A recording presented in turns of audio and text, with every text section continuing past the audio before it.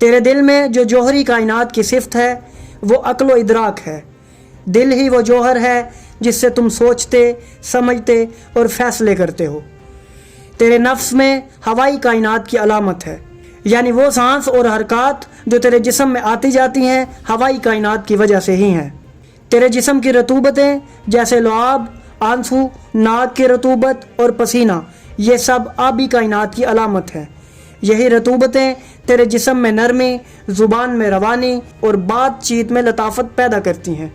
तेरे जिस्म में जो हरारत है वो आतिशी कायनात की अलामत है। यही हरारत खाने को हज़म करती है, खून को गर्म रखती है और तेरे जिस्म की हरकत को मुमकिन बनाती है।